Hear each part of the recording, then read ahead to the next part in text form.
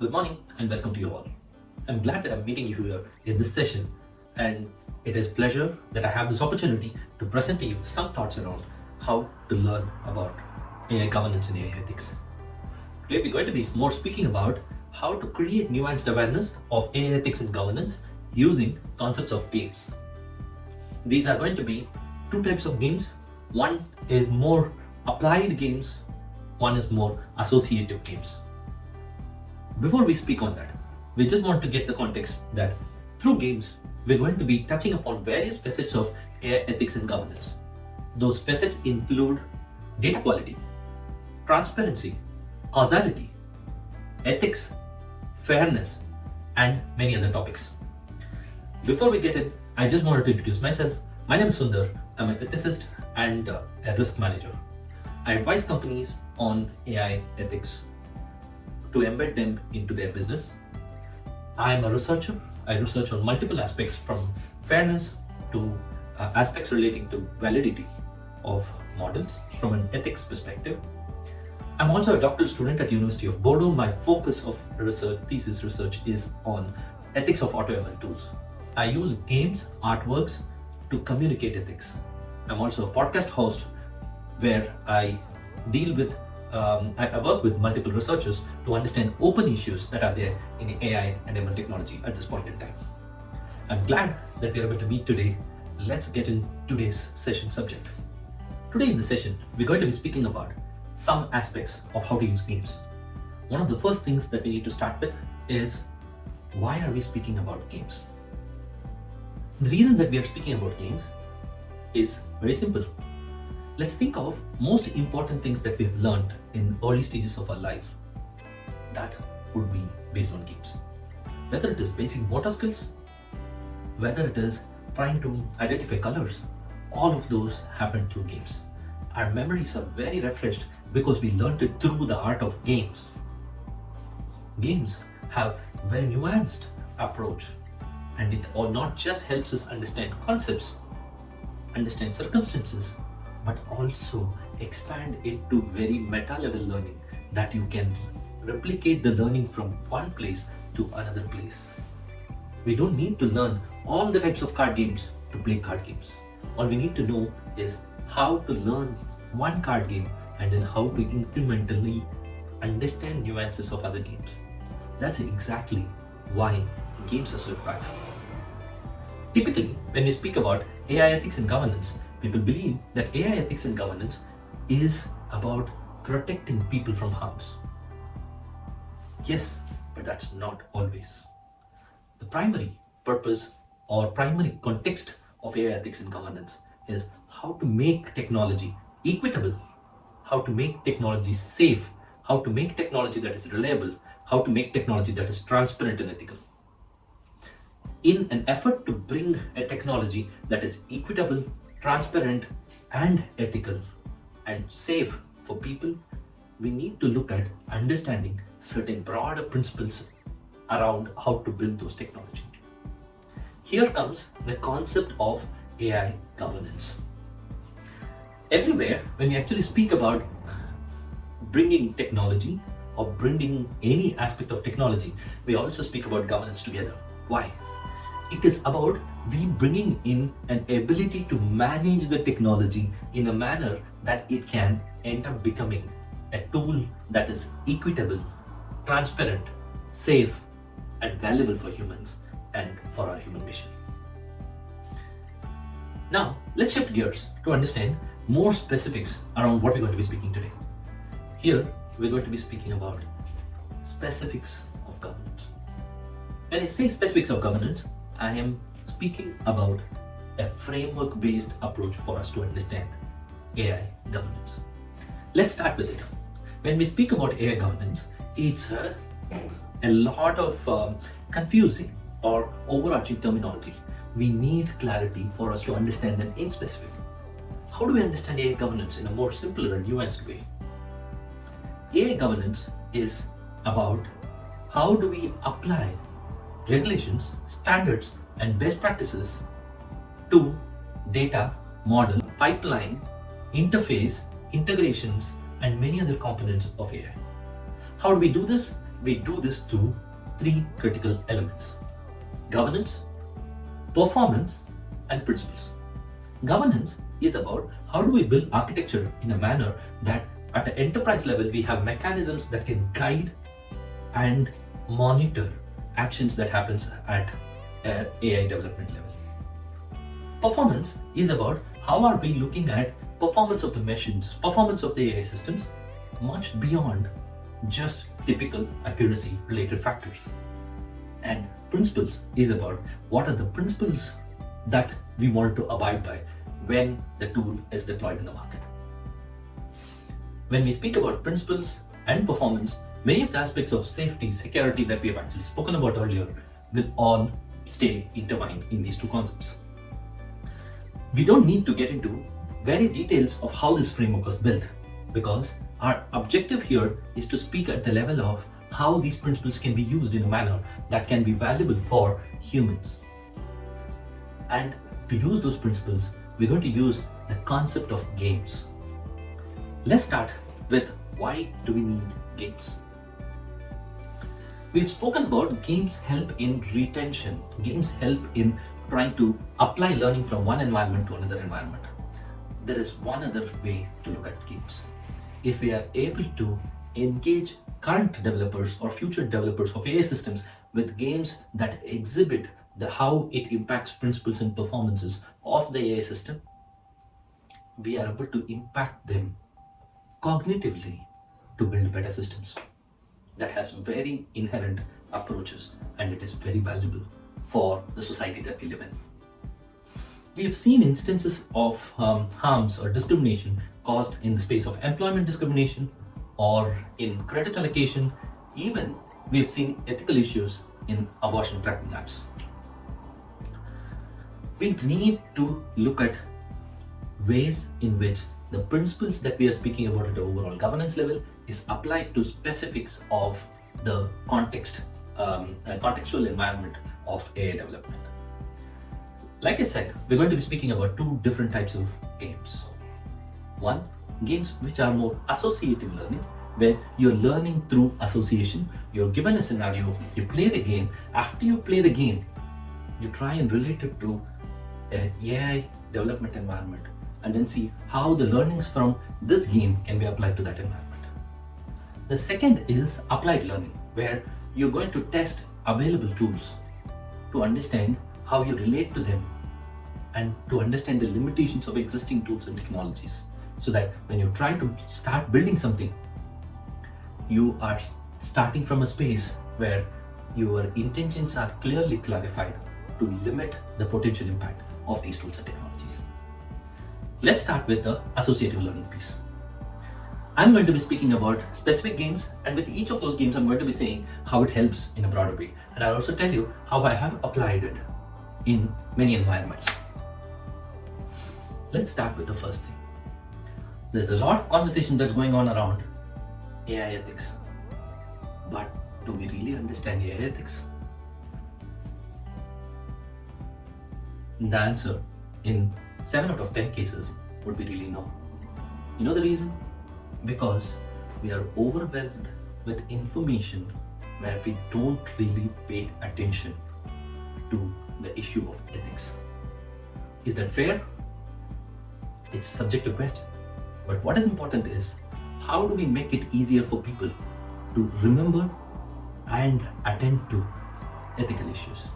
The way we're going to start with that is a simple approach. The approach is, how can we look at awareness of ethical issues in an environment? The game that we're going to do here is a tug of war. Wondering how we will use tug of war for understanding ethical issues? Here's how. We're going to have a set of people, a group of people on both sides of the tug of war. Those teams should be clearly prepared for them to play the game, and you need to have audience around in the place where the tug of war is happening. So you have audience on one side, two set groups of players, and you're going to be there in between. You will privately, in confidence, ask the leader of one of the sides to lose visibly during the game.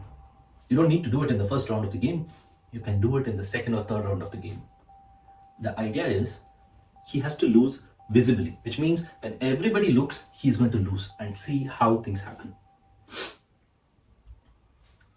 Now, what we're going to do is how everybody reacts. Wait for the moment and then let him lose visibly, where he leaves his holds visibly, and then see how people react. Now, you have different stakeholders. You need to observe how his team members react, opponent leader reacts, opponent team members react, and how the audience react. All of this has a matter. And why are we speaking about this? In games that I've applied like this, in environments where I have applied exactly the same game, 60 to 70% of instances, people do not recognize that one of the leaders had lost visibly. Knowingly, they don't recognize it. Why? They don't pay attention to the subject. Once you ask them, they get to recognize that, oh, this happened like this. Why is this important in the context of AI ethics? One of the core points is, as of today, privacy is such a significant issue. Our data is exploited every moment. We knowingly or unknowingly are getting exposed to it. We don't recognize the ethical issues of our data being extracted. When we are using our mobile device, specifically we are using apps which have AI embedded in them, or even social media, we don't specifically see in our permissions, are we giving permissions for coarse location or generic location. Our location details, the extent of location information that we provide, is exposing us to ethical conflicts. It's the first game to prepare people to understand the ethical contours of what data they are sharing. Let's get to the next one. Once you get them to be ready with this, you need to next get into simple exercise of extending this privacy discussion further. Divide the group into two parts. Rather, you need to divide the whole group into multiple sub-teams, and each sub-teams into two parts. Each sub-teams should have about on one part developers of AI system, on other part consumers of AI system. The consumers need to speak about what kind of insights and information that they need, or how they want facilities from AI system, while the developers need to look at what kind of information that they need for them to develop this.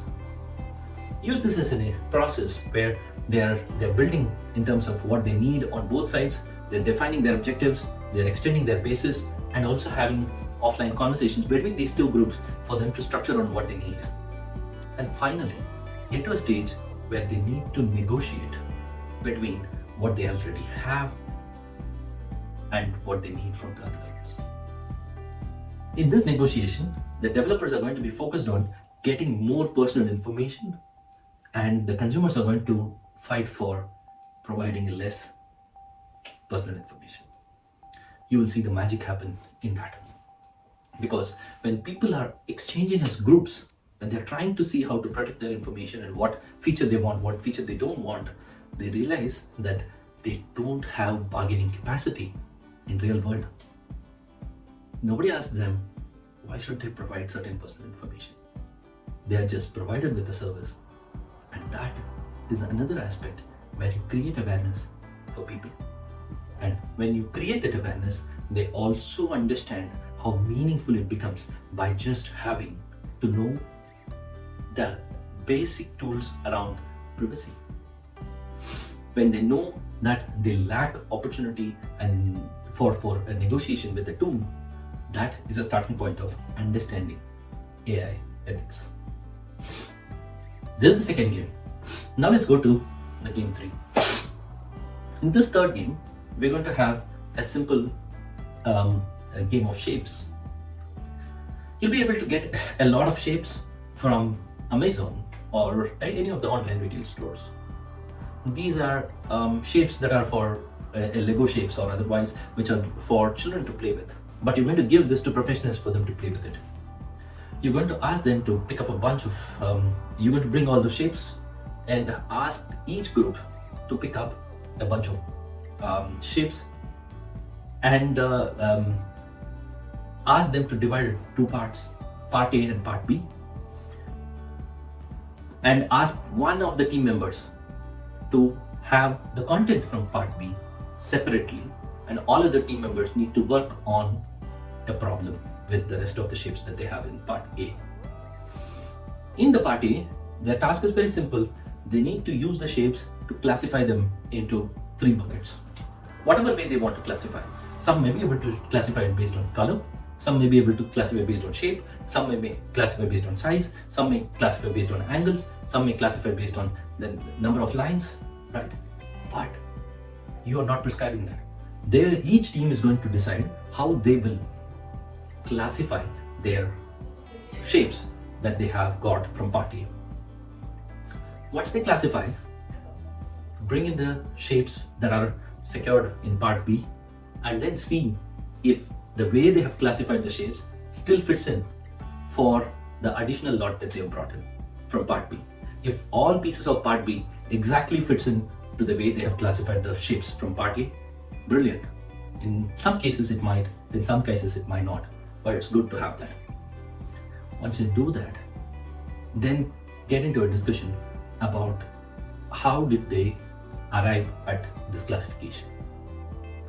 Once this is done, ask few shapes from each group and ask them to cross-exchange to see how their distribution or classification fits in at this point in time when they are using inputs or even shapes from the other group for their purpose. This would bring in some level of difference, and it's necessary for you to gain understanding of how their classification changes with this approach. Once this is done, have an open discussion with them to understand how did they classify this. You will realize 3 interesting things. Point number 1 is the shapes that they classified, the whole process that they went through is a simple classification problem. And in this case, it's an unsupervised classification problem because there are no labels. The classifications are made based on the patterns that each group sees. Then the second part is that the content that they have identified are very, very specific, right?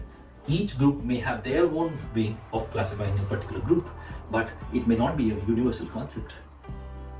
That's necessary because by that you'll be able to explain to them the diversity of perceptions where each group had a different way of thinking about the same content and same classification, whereby classifying in a certain way will result in impact to certain other way, right? If it is classified in a certain way, it may positively impact certain groups and it may negatively impact certain other groups.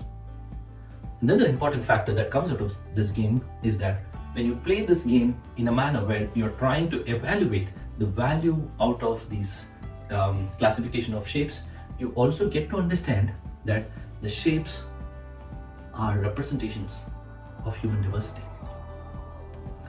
While you may have a level of inference about what each shape mean based on, you may infer them or recognize a pattern based on color, size, shape, angle, lines, but you will also recognize that those inferences are not always right. And that's the way to help them understand how this can be very important in the space that they're working on. Okay, now let's get to game number 4. In game number 4, we're going to look at a very interesting process. We spoke about diversity, we spoke about privacy. Here we're going to speak about an extension of diversity. Preferences that we have and how diverse our thought process is. Here, all of us love shoes, and across geographies, one of the things that youngsters at this point in time spend money on is shoes. We have running shoes, we have walking shoes, we have shoes for formal wear, we have shoes for casual wear, we have shoes for parties, and there are a variety of shoes.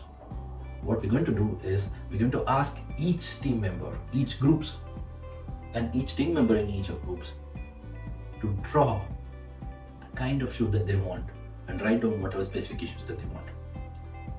You're not nudging them to provide all the specifications. You are just asking them to provide whatever specification that they think is important for that They're going to draw the shoe and then they're going to put the specifications, and that's the expectation. Once they do it, collect all of them and randomly distribute it across groups. Now ask those groups to do the same activity that we spoke earlier, like that of classifying shapes. Here, they're not classifying shapes, they're going to try and use this information. Basically, each team member would have created a flashcard with a diagram of a shoe and with specifics about what they are expecting, right? You have collection of cards which is redistributed to the groups, and each group will try and use that for them to see if they can predict what the next person will ask for. Okay, they have to predict randomly what the next person will ask for if the next person comes with some information. Okay, so in this process, what we're going to do is to see how they're able to create a model. You're just using this information. When they start doing it, and then you start giving them a random information about what they need to predict against. You give them a list of features that you have, saying person size 7 Lebron shoes. Now what happens is they have to find out what would be the kind of shoes that the person will definitely look at. Either just give them demographic variable or give them type of shoes, and they need to find the kind of person they could be. Both ways, they're going to find it very, very challenging to do this. Why are we doing this? We're doing this because in this whole exercise, they would have realized that they don't have all features. They have limited features in some cases, they don't have features in some cases. Some people have written about size, some people have written about color, they have not. Some have specified the brands, some have not. Now all of these matters. Now this is important to know. Whenever you're doing a prediction, you need to recognize that your data is not always complete. Incomplete data can be really impactful in the ways that you want to leverage them. And that's the very important process that we're going to learn here. There's a second important learning that we're going to be doing here. The second learning is that we do not have specific information about the diversity that we have here. For example, while each group has a set of shoes, that they don't know what is the holistic nature of the diverse set of shoes that we are speaking about. They only know the information to the extent that they have data. It also brings in the question of completeness of data that is used for training and the quality of data that's used for training. In these cases, wherever features does not exist, they would have either generalized the model or they would have added generic features to, like an imputation that normally happens in AI world, where you impute data to create a data set for training. In both cases, you'll be able to show the limitations of this process. Again, this is a workshop-based kind of a game, but it helps them relate to the real world circumstances that they will be in. And every time they wear a shoe, they're going to remember this game. At best, you're going to influence them in taking a step forward in protecting the world using these games. Now let's go to the next level. I'm going to be speaking about 3 more games in associative learning. The first one is using chess. We're going to be speaking about fairness here. What's the connection between chess and fairness? Okay, I'll simplify it. We are using simple concepts of fairness using chess game. The chess game is a variant and it's not the original chess game. You give chess boards with coins to each of the groups and ask them to play chess.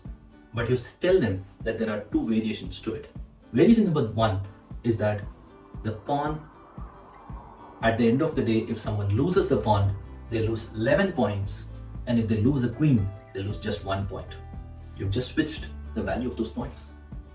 Second, you tell them that king moves across the board, which means the king can move all the moves that the queen can move in normal chess, and the queen will only move 1 box at a time. You've just swapped the capability and powers of these 2. You mentioned to them that the bottom line condition remains the same, where you need to checkmate the king, and that's where they need to start playing the game. you are giving this game in a manner that it's going to be complex for them, because you have to checkmate the king and you need to safeguard your pawn. When they play this game, look at iterations and how people play the game. Ask them to start from different points. Once they play the game, then explain the reasons of this game. There are two clear learnings from this. It is very difficult to play such a game, which means it's very difficult to bring in fairness in environments which are complex, where there is a societal distribution that is there. In this case, pawns are always dispensable in chess, but you're making it indispensable.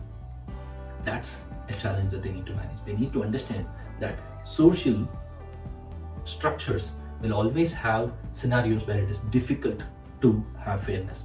They need to make an attempt and put a lot of efforts to make sure fairness works. Second, you need to also tell them that by just giving powerless the power, for example, the king did not have all the powers of going all around the board, but just by providing the power, it's not a boon for the king. You're just making the king more vulnerable to an attack, because the king can be checkmated in multiple opportunities because the king is all over the place on the board. So providing privilege and power to the powerless does not help. These two principles are very important for them to understand in a nuanced way when they're working on fairness in AI systems. And these are very contextual to the way they look at the world. Next game is going to be about cards. Right? It's necessary for you to prepare people to understand how do they play their games, right? When they develop their AI or ML tools. One of the things that we're going to do is that we're going to have playing cards. Playing cards, but these are very, very customized. Customized with two things. You're going to have two sets of cards integrated into it. One is set of cards which will make it successful for the AI tool. AI success, which could include data, which could include predictors, which could include advanced models, which could include validations, which includes pre-trained information, weights, as the case may be. On the other side, you're going to have cards which are about governance. Now you're going to, these governance cards are going to be ethics, accountability, whatever, right? Any of those principles that you want to add. You shuffle all those cards, distribute the cards, and ask people to play those cards. Now you'll have several sets of cards which are relating to AI success and several sets of cards relating to AI governance embedded in it. And it's a matter of chance for each player, because each player would have got certain sets, right? You can play those only in a group of 5 to 8, not more than that. So you need to have multiple groups which can play such cards. Once you have that group, ask them to play a game where they're able to drop certain cards that they've picked up and pick up certain cards, and ask them to make a note of which category they were dropping, which category they were picking up. At the end of the game, you will see as groups how people have made choices. There'll be people who made choices of having AI success as a primary motive. There are people who have made choices of AI governance as primary motive. There are people who have tried to balance both. All of this are going to bring out so many lessons about AI governance, and it is going to be so circumstantial that each team is going to bring in their way of nuanced learning to this whole process. The last game in associative learning is blindfold. Take people to ground or open space, blindfold them, okay, and you need to have one representative in each team to be blindfolded, and you need one person to be guiding them to identify the rest of the people in the team, right? So let's say you have a group of about 40 people, and you have 5 groups. You have 5 people who are blindfolded, and there are one person each to support each of those 5 people, and you have 30 more people around. These 30 people are going to be the data, right? The blindfolded person is the image recognition model, and the person standing next to the blindfolded person is going to be the model developer. Ask the model developer to help the model, image recognition model, to recognize who is standing in front of them. just by looking at two things. What's the shoulder width of the person? What's the height of the person? They cannot touch the person otherwise. They cannot speak to the person. They need to be silent. And what the developer is going to do is to give a cue of whether they are part of their group or another group of the same class. Are they part of their team or part of another team? That's the simple process. Now all these 30 people are going to be part of all groups, so they will go through these 5 models at different points to see how the model reacts. That's the first round. In the second round, once the model has clarity of how to classify people into whether they belong to their group or a different group, now you ask whether the model can deal with different circumstances. Speak with some of the players who are data in this game. Ask them to try and see how they can fool the model. You will quickly realize that people are trying to do different things to do that. There are people who will wear different clothes so that the model does not recognize. They'll start wearing glasses, they'll comb their hair differently, they will start wearing a hoodie, or even they will try to adjust their height so that the model does not recognize. Now, what is all this? These are all adversarial attacks. When they do this and they see how the model reacts, they also recognize few things. First, they recognize that the model tries to identify more features than what you feed to it. Which means it tries to, when it touches the head, it tries to see the silkiness of hair and then try and associate somebody with it. When it touches the shoulders, it tries to see the nature of clothing and then tries to associate with it. Now these are all additional features it recognizes without those being explicitly fed. And one needs to be conscious of how it can impact people. On the other side, you also recognize that the models are trying to also get exposed to adversarial attacks. Using these two features, you're able to also understand the data quality and robustness of the model. And this is a very good example for students and even professionals to recognize the implication of AI ethics and governance by playing this game and how they need to be prepared while they're building a model. These are some of the examples of what one needs to consider while looking at associative learning. We've spoken about 7 to 8 games in this case. Now let's come to the other part of it where we are speaking about applied learning. The concept of applied learning is that you have some set of existing kind of tools. How can you apply your learning by just testing those tools? The process of testing is less technical. You are able to use simple ways for you to test them. Like for example, MIT has the moral missions tool, which is helping one to decide what is the ethical choice they would make in those circumstances. They are crowdsourcing ethical choices, right? It helps them understand that what is the ethical choices that people have made and what is their opinion about it, because ethics is not common.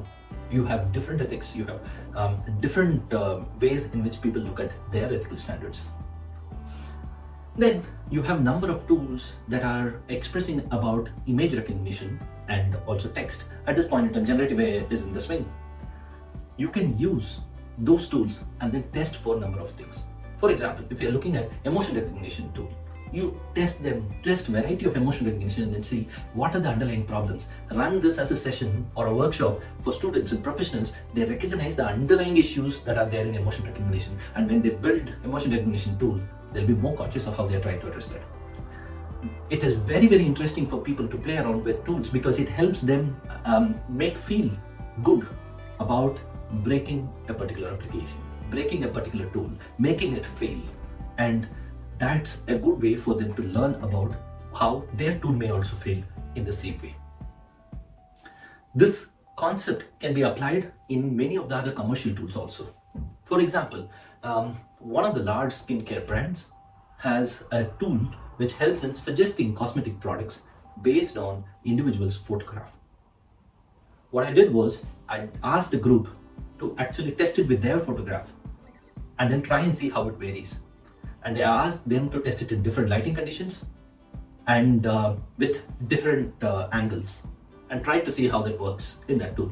This is a commercially available tool, and I went through with them the results of it along with what are the terms and conditions with which the tool is exhibiting those results. This will help them have better awareness of how those simple day-to-day use tools can impact their decisions while they may not be perfect in the way they are gathering that information. This can also be extended to similar other tools, whether it is text-based NLP tools where you're looking at sentiment prediction or even generative AI. People have a number of ways for them to test prompts, test with prompts in a tool like ChatGPT, because it helps them understand how that particular application works. Doing these tests as a workshop is going to be a very interesting way for them to engage and understand the implications that are caused by these tools in a more methodical and effective way. Last but not the least, this can even be extended to very sensitive applications like radiology. You can look at available data sets of radiology and then see where the quality of radiology images are poor. For example, the angle of radiology images, the lighting conditions of radiology images, or the way the radiology images are captured. Use those examples to see how the model performs. Most of the cases, models are developed based on best quality images, but in real world, that's not the scenario that is there. You have different variety of scenarios where the models are not trained on similar data and thereby resulting in they providing results which are inaccurate and may harm people. Using these approaches is going to be very useful for them to test real world systems and thereby prepare themselves or cognitively develop them in a manner that they can create systems which are much more robust than the ones that they have tested in fate. That's a very important way to enhance capability or intuitively influence the cognitive abilities of developing better systems to protect AI governance. That's exactly what I wanted to share today. I hope you had a fantastic learning. Working through this, I want you to test this, use this in multiple circumstances, and then get back to me if you have any feedback, thoughts, and ideas. I'm always open for ideas, for exploration, specifically using games. I will continue to use games, and if I come across more games that you think can be applied, that I think can be applied to many of the AI environments, I'll come back to you with one more session. Thanks for the patient listening. I really appreciate your time. I look forward to connecting with you soon again.